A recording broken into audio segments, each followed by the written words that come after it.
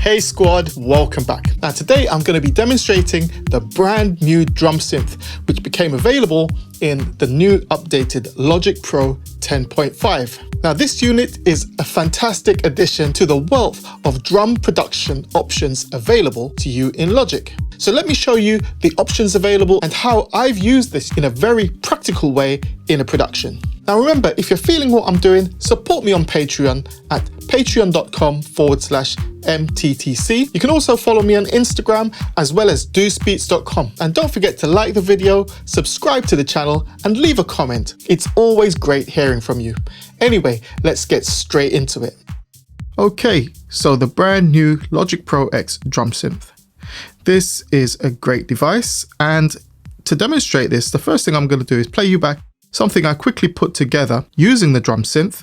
The drums for this little piece here come from this unit. I've got a couple of additional samples just for percussion, but all of the driving elements are from the Drum Synth. I've done a little bit of leveling, but not done much in the way of mixing, but you'll get an idea. So let me just play this back real quick.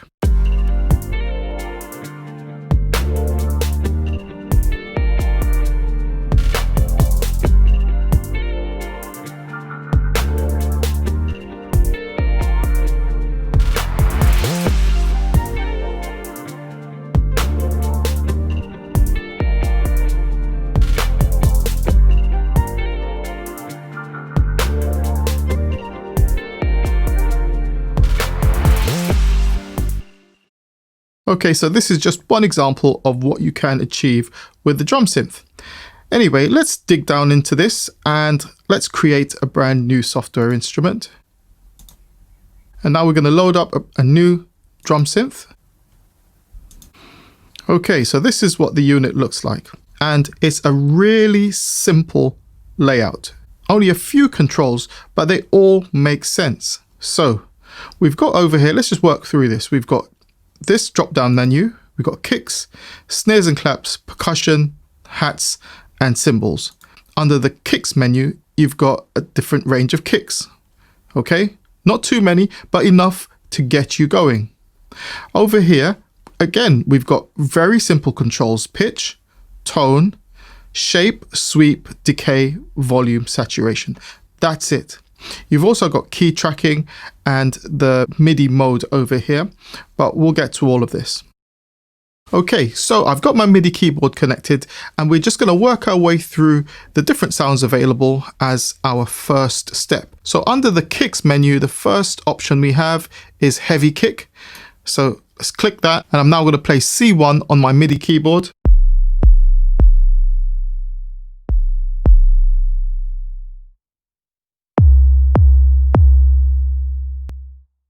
Okay, let's move to hard kick and do the same. C1, C2, and now punch kick, air kick, and now tight kick. Okay, so you've got quite a lot of variation there in terms of your starting points in relation to the kicks. So let's just go back up to the heavy kick and then we can start looking at some of these controls. The other thing to notice as well is that the number of controls available to you changes depending on what sound is loaded. So as you can see here, we've got saturation over here, we've got a gap right here. Let's go back to tight kick, and now we've got body and snap instead. Let's try air kick. That's the same. This time we've got punch and snap. And let's try punch. We've got punch and saturation, hard kick, body and saturation, and heavy kick. Yeah, there we go. Depending on what sound you've got loaded up, that will determine what controls you have available to you, which is actually brilliant because sometimes less is actually more. You can actually get a lot more done if you've got less to play with. Okay, so we're back to the heavy kick and let's just focus on this for now. One of the great things about this particular kick is you can create that sort of 808 bass type tone. So have a listen to this. So I'm going to be hitting G1 and let's adjust the pitch.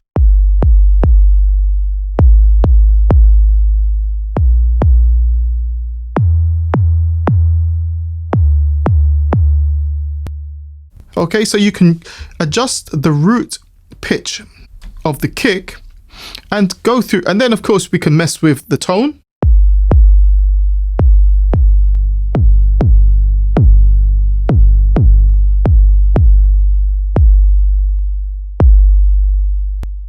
Let's mess with the saturation now.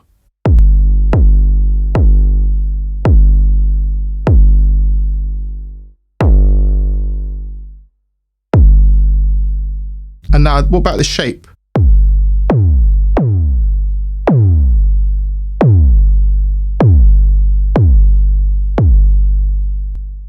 Okay, let's just back the volume off a touch. Okay, and the sweep, which is like a filter.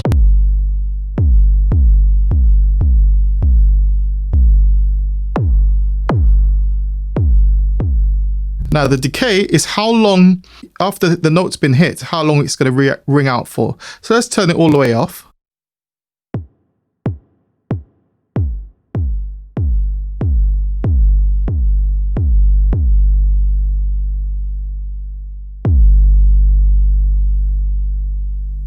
Volume is self-explanatory. Now the key tracking is important. Let's turn it off and I'll show you what it's for. Now look up here. I'm going to be pressing C2. And now G1. Same tone. And F1. So when key tracking is switched off, no matter what note you play on your MIDI keyboard, the same tone or pitch is what you'll get. However, with key tracking switched on, each note on the keyboard will give you a different tone or pitch.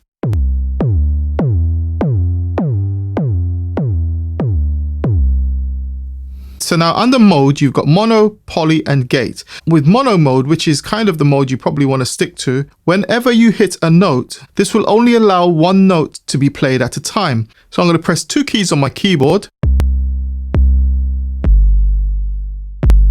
but only one note is being sounded. Let's go to poly and let's see what happens. I'm going to do exactly the same thing. I'm going to play higher up the keyboard scale. These 2 notes are A and D. So there's a little harmony there. Let's switch this back to mono. Same 2 notes. Okay, you're only going to hear one tone. Now in gate mode, the synth will only sustain the note up until the point you release the key on your keyboard. So let's try that. Okay, whereas back to gate. Okay, so if you want those shorter, snappier tones, you might want to stick to gate. All right, and so let's quickly go through the rest of these sounds and see what's available to us. Okay, so under the snares and claps menu, you've got a few options. So we're just going to work our way through, starting with snappy snare. Now I'm going to turn off key tracking for now, so the snare tone is going to stay the same throughout. Let's try that. That's excellent, love that.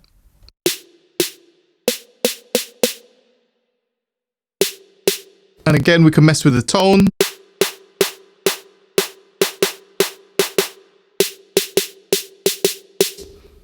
Body.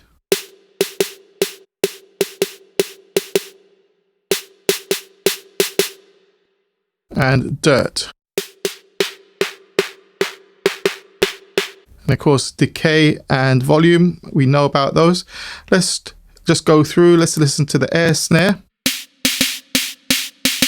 electronic snare, and mechanical clap. All of these are really useful sounds. Grit snare, silicon side stick,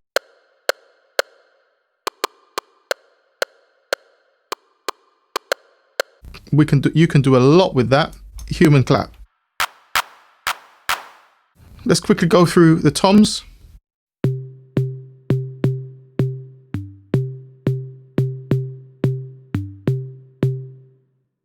Metal machine, the cowbell,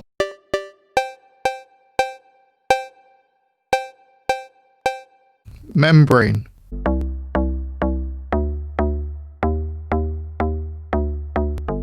Now you got a tight tom. And the shaker, of course. So again, let's quickly go through these. So here's your crash.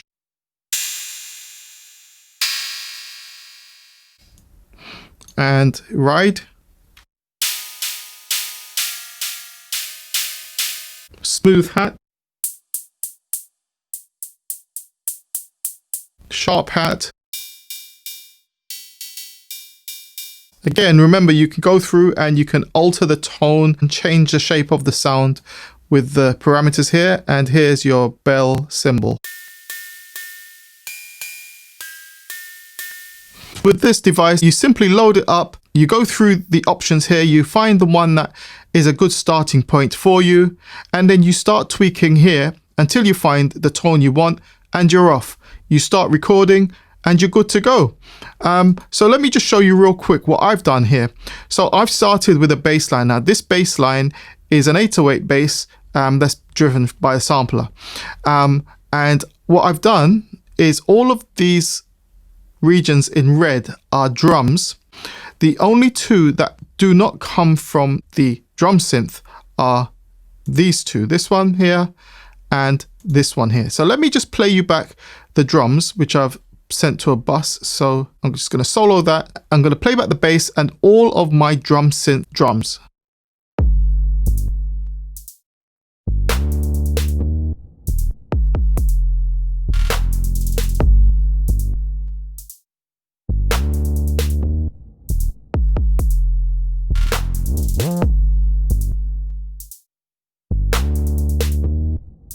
Okay, so I think the best thing for me to do right here is to break this down and show you exactly what's going on with all of these drum synth elements. Remember, each instance of drum synth installed will play only one sound, okay? So on this drum synth track, you're only going to get the kick. On this one here is the heavy kick. This one's a firm kick. Down here we got hi-hat and so on. So I've got my bass line and here's the tuned kick and the bass. So I'm going to just play the tuned kick to start off with.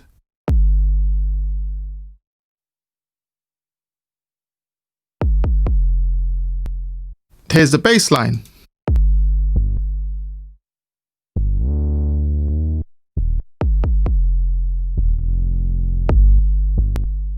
Okay, so you can see what I've done here. Because these are low frequency instruments and they're actually complementing each other in terms of the bass melody, you can see that I'm alternating between the bass line and the tuned kick. Okay, so where the kick is hitting, the bass isn't hitting at the same point. And that way you're not overloading the low end too much and you're not conflicting in terms of tone. Okay, so next up we've got our firm kick.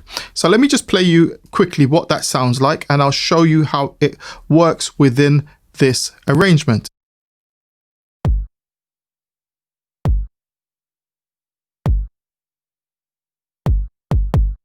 Okay, so let's bring it in with the rest of these low end elements.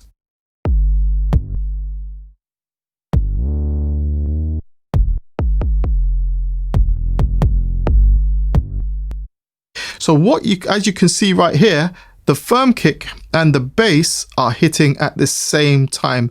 So this kick is reinforcing what's going on with the bass. It's not really tuned in any way to the bass tone. So again, it's not going to conflict in terms of the actual pitch and affect the melody of the bass line.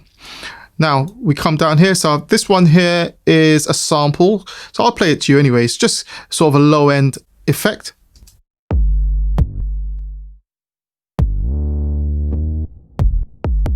Okay, so that's all that is. Okay, so next up is the smooth hats. Let's just play that real quick. Okay, also you'll notice here I've got the arpeggiator plugged in. And I did a video on this before. You'll see a link up top as to how you can use the arpeggiator to repeat notes. And we're repeating at a rate of 1/32. And if you look in here, I'm just hitting a single note And now, as you can see in the piano roll, I'm hitting the note only once, but the arpeggiator is actually repeating the note. Check out the video on how to use the arpeggiator with your snares and your hats to add that extra interest in your tracks. Okay, so let's just hear this hi-hat with the other elements so far.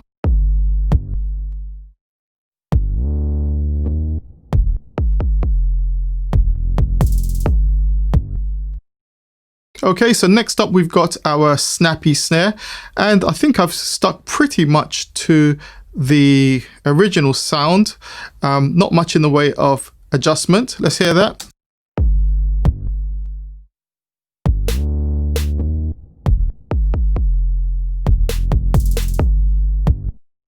Okay, so next up we've got two sets of claps. So we've got this row right here, and then we've got this down here. And what I've got is two different claps loaded. We've got the human clap here, and over here we've got the mechanical clap. And I've gone and messed with the parameters here on both of them. I've also got a spreader and a little bit of EQ on the mechanical clap. So let's hear how these fit into the production.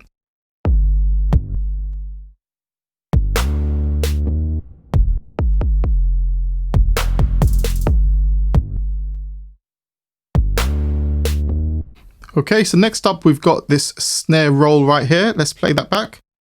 Again, I'm using the arpeggiator. Let's bring this up. So we've got the arpeggiator again running at 1/32, and the snare we're using is the air snare with some modification right here. Let's hear that in the production.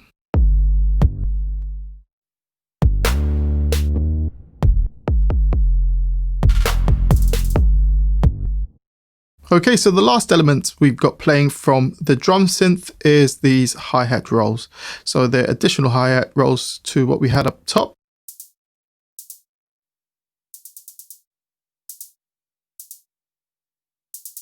So let's pull up the plugins. So as you can see here, now I'm using again the arpeggiator, and I'm running this time at a 1/16th division. And over here, we're using another smooth hi-hat with some modification. So let's hear that in the production.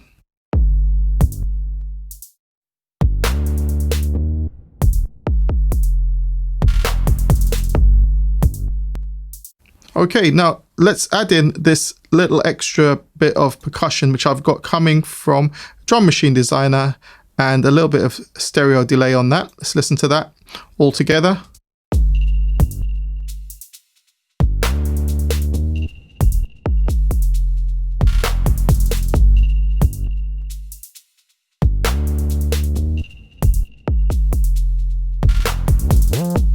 Yeah, I must say, I think these work really well together. And like I said, pretty much everything here in terms of drums is coming from the drum synth. So let me play out with the whole production so far. And remember, the drum synth is just one option that you have from the multitude of options available in Logic Pro X in terms of your drums and your rhythm sections, okay?